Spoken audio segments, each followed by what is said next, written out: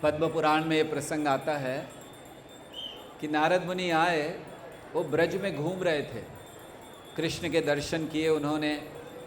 कृष्ण के दर्शन करके बहुत प्रसन्न हो गए और नारद ने सोचा कि अगर कृष्ण आए हैं तो राधा रानी जरूर आई होंगी।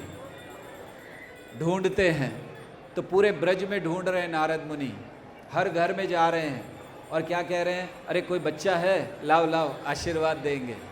तो लोगों को बड़ा अच्छा, नारद मुनि आए, भक्त आए हैं, साधु आए हैं, बच्चों को ले आते थे, हर एक को आशीर्वाद देते। ऐसे देते देते वृषभानु महाराज के घर आए। वृषभानु महाराज से पूछा, कोई बच्चा है, लाइए आशीर्वाद दें। उन्होंने कहा हाँ एक लड़का है, लीजिए। तो उन्होंने लड़के को आशीर्वाद दिया, कृष्ण बलराम के अच्छे मित्र बनो, अच्छी सेवा करो। फिर नारद मुनि जा रहे थे, उन्होंने पूछा और भी कोई बच्चा है? वृषभानु महाराज ने धीरे से कहा, है तो सही, एक बच्ची है। अरे तो लाओ। मैंने कहा लेकिन अंधी है, बहरी है, गूंगी है, न बोलती है, न सुनती है, न देखती है, इसलिए हमने किसी को बताया नहीं है कि बच्ची आई। तो नारद मुनि को बड़ा दुख हुआ कि बच्ची है, न बोलती है, न सुनती है, न देखती है। नारद मुनि का चलो आशीर्वाद दे देते हैं।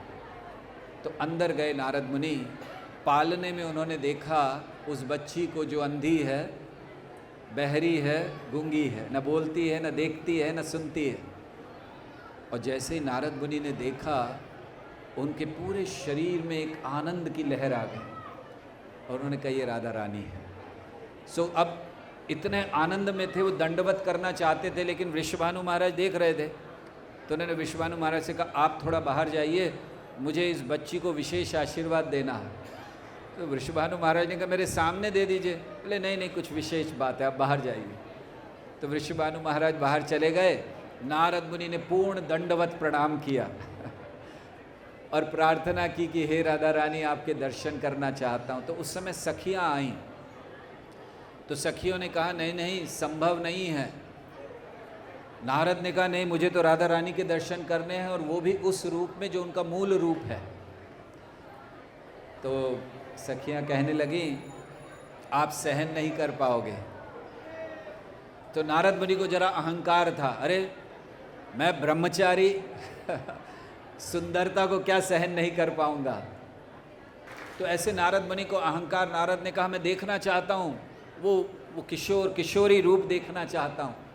तो खैर जब नारद ने बहुत कहा तो राधा रानी प्रकट हुई अष्ट सखियों के साथ। और राधा रानी का स्वरूप इतना सुंदर है, इतना सुंदर है, उनकी सुंदरता सहन नहीं कर सकते हम लोग।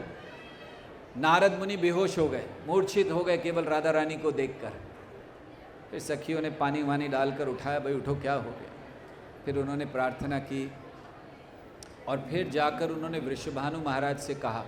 फिर से वैसे ही बच्ची हो गई, अंधी, देख नहीं रही, बोल नहीं रही। तो वृषभानु महाराज को कहा कि महाराज इसका उत्सव क्यों नहीं किया आपने, बताइए सबको, दुनिया को। तो वृषभानु महाराज ने कहा क्या दिखाएं, बच्ची बोलती नहीं है, सुनती नहीं। अरे सब ठीक होगा, उत्सव कीजिए, लेकिन नंद महाराज को जरूर बुलाइएगा। क्योंकि उनको पता था नंद महाराज आएंगे तो साथ में लाला भी आएंगे। तो फिर बड़ा उत्सव किया गया। वृषभानु महाराज को अच्छा नहीं लग रहा था कि अपनी बच्ची को मैं दिखाऊं सबको, अरे देखो देखती नहीं, बोलती नहीं। तो थोड़ा सा पालने में वहाँ रखा हुआ था और कृष्ण को यशोदा मैया ने गोदी में लिया हुआ था। तो कृष्ण धीरे से उतर गए, यशोदा व्यस्त थी बात करने में, वो धीरे से उतर गए।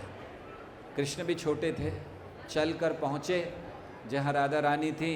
वो पालना पकड़कर खड़े हुए कृष्ण, और जैसे ही कृष्ण आए राधा रानी ने आंखें खोल दी। सो राधा रानी दिखला रही हैं कि अगर जीवन में आंखें हैं तो केवल कृष्ण के दर्शन के लिए। देखिए प्रमाण है। राधा रानी कह रही, सबकी आंखें बंद कर दी राधा रानी ने एक सेकंड में।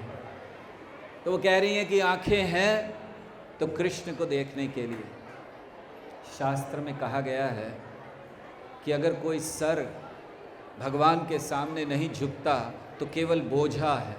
अगर वो आंखें भगवान का दर्शन नहीं करती तो मोर पंख पर बनी हुई आंखें हैं केवल। इसीलिए राधा रानी ने अपने बचपन से, जन्म से सिखलाया कि हमारा जीवन कृष्ण के लिए है। जब तक कृष्ण नहीं आए उन्होंने आंखें नहीं खोली, एक शब्द नहीं बोला, कुछ सुना नहीं। और यही हमें सीखना है श्रीमती राधा रानी से। आज के दिवस पर हमें श्रीमती राधा रानी से प्रार्थना करनी है कि हे राधा रानी, जो प्रेम आपके अंदर है श्री कृष्ण के प्रति, जो सेवा भाव आपके अंदर है श्री कृष्ण के प्रति, जो समर्पण आपके अंदर है श्री कृष्ण के प्रति, उसकी एक बूंद भी अगर हमें मिल जाए तो हम लोग जीवन भर आपके ऋणी रहेंगे और जीवन भर हम लोग गाते रहेंगे।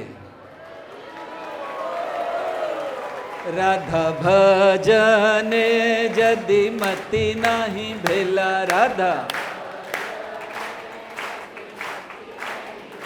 कृष्ण भजन तब अकारण गेला। कृष्ण राधा भजने यदि मति नहीं भेला।